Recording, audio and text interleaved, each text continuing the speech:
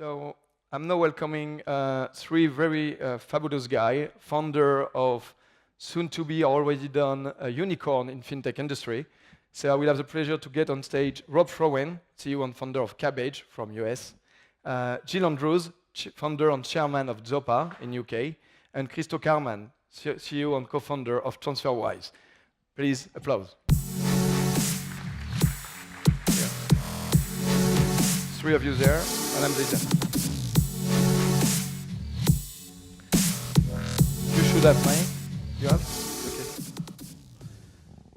So first, thank you for coming. I know the trip is... you don't have mic? It's okay?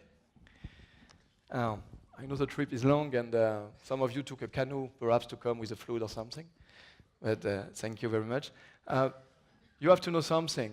We do a great event, but I'm very bad at organizing my panel. So these guys don't have a clue on the question I will ask them. So, and they are still nice. They didn't complain at all. So first, I will ask you, all of you, take 2 minutes to present who you are, because even if you are very famous, you never know. Some people need perhaps a bit more to know who you are and what is your company. So perhaps, Rob, and we do the turn. Well, thanks for having me here today. Very happy to be here. Rob Frohwein, co-founder and CEO of Kabbage. Kabbage provides working capital to small businesses throughout the U.S. under our own brand. We also partner with banks globally to help them have the same online small business lending experience we have in the U.S. So we're partnered with banks like Santander, ING, Scotiabank, launched in Spain, UK, Canada, Mexico, Italy, and France, and other territories coming online this year. We've put out about $4.2 billion so far to 140,000 small businesses in the U.S. in addition to the international business, and happy to be here. Thank you. Good morning. My name's Giles Andrews. I'm the chairman and was one of the founders of Zopa. Zopa was the world's first peer-to-peer lending business when we launched it in 2005. We lend exclusively to UK consumers. Our money comes from a mixture of private individuals and institutions. We will lend our £3 billion this week. I'm not sure whether it'll be Wednesday or Thursday. We lent about £1 billion last year, been profitable for 18 months, 300 odd people in London. And Käärmann from TransferWise.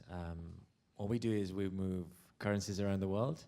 I started 2011 with me and my co-founder figuring out a way how to bypass the bank's exchange rate. Since then, we launched TransferWise, which effectively allows people to move money at the mid-market exchange rates, and we charge a transparent fee, which is, other than the central banks, the only time you're able to do this. So we moved now we started with pound and euro just to solve the problem here, and now we're in 42 countries, moving about 1.5 billion euros every month. And the number that we're most proud of is that we save our users about 2 million euros a day in bank fees. So as you can all see, and you can check on internet during the time we discuss, these are not small kids in fintech. So I wanted to have you there because I was last year at Lendit, and I saw our friend Renaud Laplanche, former CEO of Lending Club, doing a presentation, a nice keynote on bundling, unbundling, rebundling of finance. And he was speaking of some of you and others guys, like Isitel, Jacob is there tomorrow, and so on, saying something quite simple. All of you began with a very vertical niche, very simple spot, sweet spot. And by the way, all the banks were always saying it's easy for them. They choose the easy one, they do it very well, and they let us the problem. And it appears that the last few years, we see many of you asking for bank license, doing new products, going away from your original. So I wanted to know more on that directly to the people in charge. So that's mainly my only question of the panel, and I have a few other ones, of course, but why? Why do you go as you have something working, you make money, you are profitable, and it's working quite fine, and you have still plenty of market to address? Why trying suddenly to rebundle everything and perhaps becoming just a classical bank for corporates or for classical consumers? So perhaps you answer first, Rob. All right, well, we're going to have to move it around a little bit so I can hear their answers before I answer mine. You know, I think it's about figuring out what the customer needs. You know, Kabbage has now, our brand's recognized by about 1/3 of all small businesses in the U.S. We've got a lot of customers. They borrow from us 20 times over 3 to 4 years.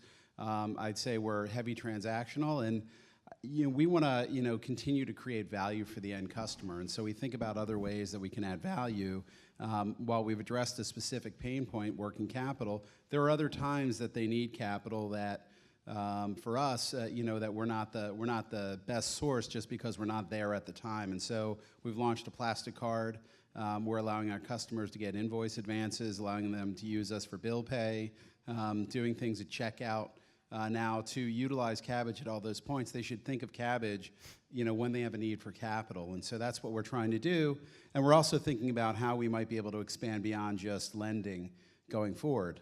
So that's the strategy, but it's really to focus on how we can create more value for the customer at the end of the day, and how we can do that logically for them. But is it create more value for the customer, or is it because you are at a tipping point where you don't have more value with your original business and you want to do other business? I think a lot of people try to expand markets or do things because they've tapped out a current market. But the small business lending market, the need for capital in the U.S. is so, and frankly everywhere, because we operate obviously in other territories, is so significant that we're not anywhere sort of near the top. But now it's about showing them that we can provide broader value. And many of the things that we're doing are just other uses of capital. Quite the same question for the B2C market with both of you. So perhaps Christo?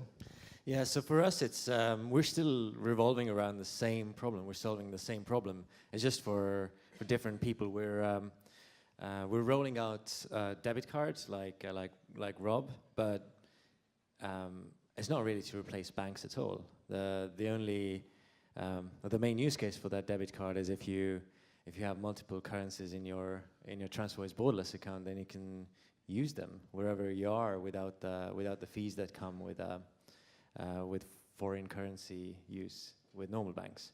So it's still solving the foreign currency problem, and one is adding different products, and the other is moving to different segments. So recently, actually not recently, a few years ago, we found out that there's a bank in Hungary who started recommending TransferWise to their customers, and that kind of gave us the clue that actually it's not just consumers who need the service, who need to move dollars to euros, euros to pounds, and so on, but it's also banks and large businesses and others who operate in different verticals. But even by staying on just transfer, you could keep the same word transfer and do current account, because it's helping to have multi-currency current account, and I can't afford the HSBC one, for example, and I want yours. So you could go further and further and still saying, I'm doing only transfer. But at the end of the day, you will have like large offer. Or you want really to stick to just moving money and have a credit card, or you have already bigger plan?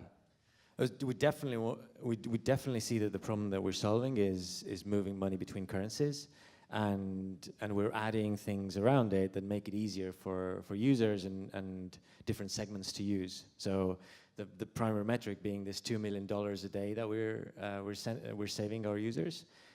What are the products that will drive this up? Like what will give our users more savings, or future users more savings on currency transfers? Yeah, but just science fiction.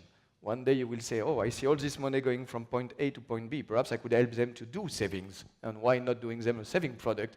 And why not doing trading in currencies? Tomorrow we have Saxo Bank CEO here. Do you have limits in your plan like that, or? I think we're all limited here by, so if I may still answer this, we're all limited by the imaginations and others who are doing the same thing. So there's no reason for us to do lending, because there's these two guys doing lending much better than we could figure out how to do. And savings product, I don't know how to do a better savings product than who's out there, Wealthfront. Good transition to you, Jill. I think when you start a business, it's helpful to be really focused on solving a specific customer need. And the more focused that customer need, the easier it is to gain any sort of traction and have any sort of success. So in our case, we thought that we could disrupt the world of lending by being better at data analytics and be better at predicting and pricing risk.